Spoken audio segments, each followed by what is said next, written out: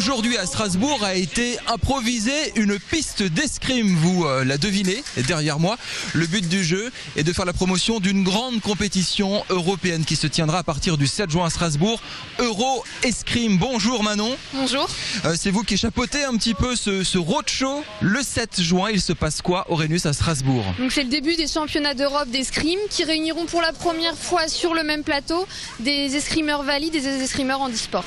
C'est ça qui est très important, c'est l'escrime, vous ne faites plus de discrimination entre valides et handicapés. Non, voilà, l'idée c'est qu'ils soient tous sur le même plateau, que les tireurs puissent se côtoyer pendant la compétition et que les spectateurs puissent aussi voir ce que c'est que l'escrime handisport. C'est pour ça qu'aujourd'hui vous faites des démonstrations d'escrime. Alors on le voit derrière avec des enfants, ça les amuse beaucoup. On le voit à l'image également avec des handicapés. Oui, alors ils utilisent un système qui s'appelle Handifix, voilà, qui a été mis en place par des ingénieurs français, qui est aujourd'hui utilisé pour toutes les compétitions internationales. Donc en fait les fauteuils sont fixes et c'est vraiment le haut du corps, le buste qui travaille pour essayer d'aller toucher l'adversaire.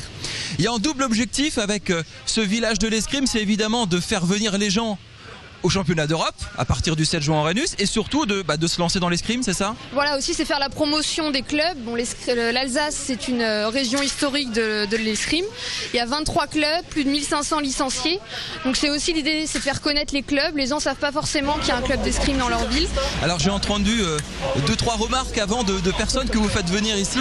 C'est chouette et c'est physique. C'est ça, on n'a pas l'idée de se dire que tiens, l'escrime c'est vraiment en sport physique. Oui voilà, non, ça bouge beaucoup, on est constamment en mouvement, tout le corps travaille, que ce soit les jambes ou le haut du corps.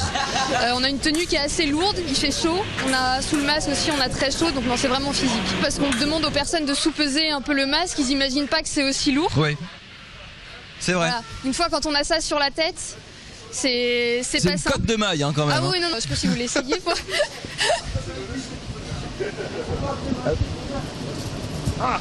C'est un peu compliqué. Allez, je tout ça. Voilà. On peut commencer l'escrime à quel âge? Ça dépend des clubs, mais en général à partir de 6 ans, c'est le bon âge. On commence avec des vestes de ludo-escrime. Ouais.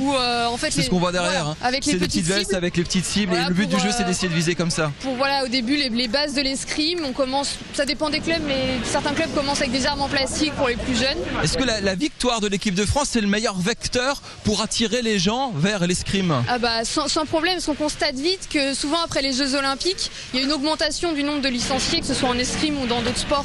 Donc il y a vraiment un effet Jeux Olympiques et un effet compétition internationale.